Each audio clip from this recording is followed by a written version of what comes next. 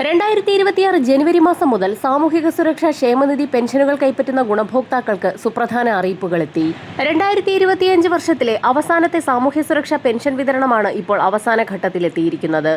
Bank അക്കൗണ്ടുകളിൽ തുക സ്വീകരിക്കുന്നവർക്ക് പുറമെ കൈകളിൽ തുക സ്വീകരിക്കുന്നവർക്കുള്ള വിതരണമാണ് ഇപ്പോൾ സജീവമായി നടക്കുന്നത്. ഈ സാഹചര്യത്തിലാണ് ഗുണഭോക്താക്കൾക്ക് ആശ്വാസവാർത്ത എത്തിയിരിക്കുന്നത്. 6.5 ലക്ഷത്തിന് മുകളിലുള്ള പെൻഷൻ ഗുണഭോക്താക്കൾക്ക് NSAP വിഭാഗത്തിൽപ്പെട്ട് കേന്ദ്രവിഹിതം കൂടി ചേർത്താണ് തുക എത്തിച്ചേരുക. ഇത്തരത്തിലുള്ള ഗുണഭോക്താക്കൾക്കുള്ള വിതരണം കൂടി ഇന്നു മുതൽ സംസ്ഥാനത്ത് ആരംഭിക്കുമെന്ന് ധനവകുപ്പ് വൃത്തങ്ങൾ വ്യക്തമാക്കി. ഇതിനുള്ള തുക മുൻകൂർ അടിസ്ഥാനത്തിൽ അനുവദിച്ചതായും അക്കൗണ്ടുകൾ ആധാരാധിഷ്ഠിതമാക്കിയിട്ടുള്ള ഗുണഭോക്താക്കൾക്ക് അക്കൗണ്ടുകളിലേക്ക് കൃത്യമായി 200 മുതൽ 500 രൂപ വരെയുള്ള കേന്ദ്രവിഹിതം എത്തിച്ചേരുമെന്നും ധനവകുപ്പ് വൃത്തങ്ങൾ വ്യക്തമാക്കി. ഈ സാഹചര്യത്തിൽ പുതിയതായി പെൻഷൻ പട്ടികയിൽ ഇടം നേടിയ ഗുണഭോക്താക്കൾക്കും പെൻഷൻ പട്ടികയിൽ അർഹരായി തന്നെ തുടരുന്ന ഗുണഭോക്താക്കൾക്കും വീണ്ടും സന്തോഷവാർത്ത എത്തിയിരിക്കുകയാണ്.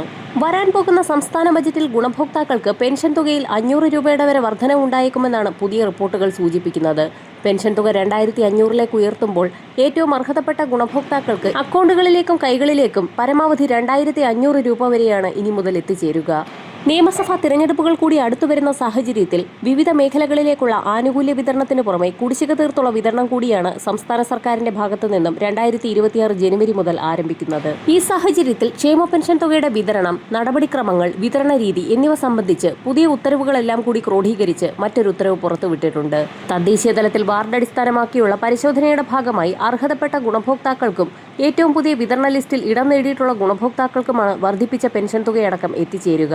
വിധവ, അവിവാഹിത പെൻഷനുകൾ കൈപ്പറ്റുന്നവർ പുനർവിവാഹിതരല്ല എന്ന് തെളിയിക്കുന്ന സാക്ഷ്യപത്രം വാർഡ് അംഗത്തിൽ നിന്ന് വാങ്ങി പെൻഷൻ അനുവദിക്കപ്പെട്ട തദ്ദേശ സ്വയംഭരണ സ്ഥാപനങ്ങളിൽ സമർപ്പിക്കണമെന്ന് ചില തദ്ദേശ സ്ഥാപനങ്ങൾ അറിയിപ്പുകൾ പുറത്തുവിട്ടിട്ടുണ്ട്.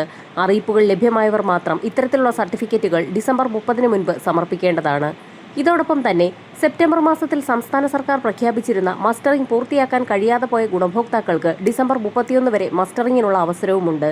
മസ്റ്ററിംഗ് പൂർത്തിയാക്കാത്ത സാഹചര്യത്തിൽ ജനുവരി മാസം മുതലുള്ള പെൻഷൻ തുകയ്ക്ക് ഇത്തരത്തിലുള്ള ഗുണഭോക്താക്കൾക്ക് അർഹതയുണ്ടായിരിക്കുന്നതല്ല.